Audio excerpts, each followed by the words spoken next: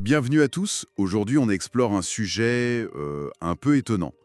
Peut-on lier une philosophie ancienne, le stoïcisme, avec la gestion très moderne de notre argent? Oui, c'est une question qui revient. On voit ça dans des articles, des vidéos, même sur des forums type Reddit qui parlent de finances perso. Exactement. Alors, notre objectif ici, c'est pas de donner une recette miracle pour s'enrichir, ça sonnerait même un peu faux par rapport au stoïcisme, non? Tout à fait. L'idée, c'est plutôt de voir comment ces principes, la maîtrise de soi, savoir ce qui dépend de nous ou pas, la vertu, comment tout ça peut en fait transformer notre relation à l'argent. D'accord. Alors, plongeons là-dedans. Un truc qui ressort souvent, c'est la gestion des émotions. Ah oui, face au marché financier notamment. Voilà. Les sources insistent là-dessus, c'est facile à dire, mais en pratique. C'est un vrai défi, c'est sûr. Mais les stoïcismes donnent des outils. Pense à Marc Aurèle, se concentrer sur son jugement, pas sur les événements. Appliquer à la bourse, ça veut dire quoi? Se focaliser sur sa propre stratégie, ses choix réfléchis, sa discipline. Ce qu'on contrôle, en somme. Exactement. Plutôt que de paniquer quand le marché baisse. Ça, on ne le contrôle pas. Il faut l'accepter comme une donnée. C'est une perspective intéressante. Mais alors, quid de la richesse elle-même? Est-ce qu'un stoïcien peut la viser? Ah, la grande question. Sur Reddit, justement, ça discute sec. J'imagine.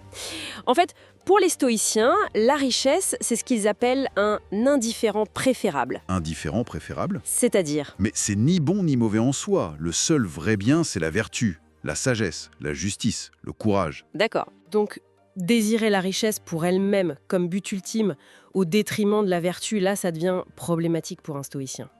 C'est l'intention qui compte alors. C'est ça.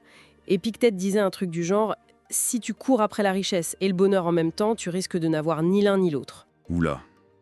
Donc vouloir bien gagner sa vie, c'est incompatible ?» » Pas forcément. C'est comment et pourquoi tu le fais.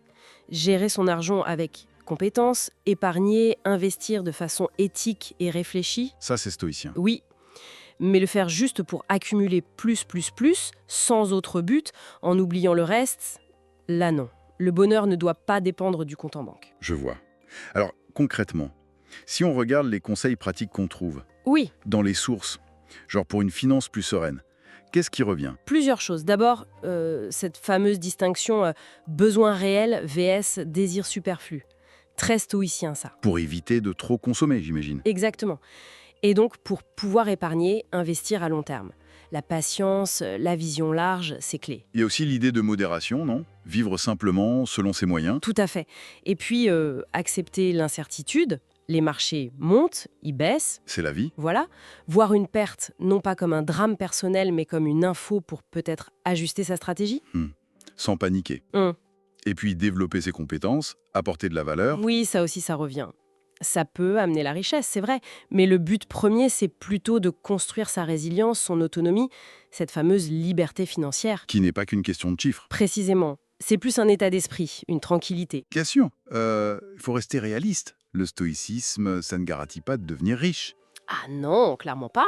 Et affronter de vraies galères financières en restant stoïque, Ça, c'est un sacré défi. immense, soyons honnêtes, c'est pas magique. D'ailleurs, on sait que certains stoïciens, comme Sénèque, étaient très riches. Ah oui, c'est vrai. Mais leur discours insistait, la richesse, c'est secondaire, c'est un outil éventuellement utile, mais la finalité, ça reste la sagesse, la vertu au quotidien. D'accord. Alors, si on essaie de synthétiser tout ça, Mhm. qu'est-ce qu'on retient principalement? Je dirais que le stoïcisme offre moins une méthode pour faire fortune qu'un cadre mental. Un cadre pour une relation plus saine, plus résiliente avec l'argent. Donc maîtriser ses réactions, clarifier ce qui compte vraiment. Oui, distinguer besoins et désirs, et puis accepter avec calme ce qu'on ne contrôle pas. Les crises, les imprévus, L'objectif, ce serait donc moins l'accumulation pour l'accumulation. que la paix intérieure. La sérénité face aux aléas financiers. La liberté intérieure, en fait. C'est une belle idée. Tout à fait. Et ça nous amène peut-être à retourner la question de départ. C'est-à-dire, Plutôt que de demander comment le stoïcisme peut m'aider à devenir riche, la vraie question stoïcienne serait peut-être comment ces principes peuvent m'aider à cultiver la sagesse et la sérénité dans ma vie financière. peu importe le montant sur mon compte? Exactement. Qu'est-ce que la vraie prospérité au fond? Voilà une question qui laisse à réfléchir. Merci pour cet éclairage. Avec plaisir. Merci d'avoir partagé ce moment avec nous. Si cette conversation a résonné en toi, fais-le savoir dans les commentaires. Nous adorons lire tes impressions et échanger avec toi. N'hésite pas à t'abonner pour ne pas manquer nos prochains épisodes. Et si tu penses que cette vidéo peut aider quelqu'un, partage-la autour de toi. À très vite, pour un nouveau dialogue, et encore merci d'être avec nous.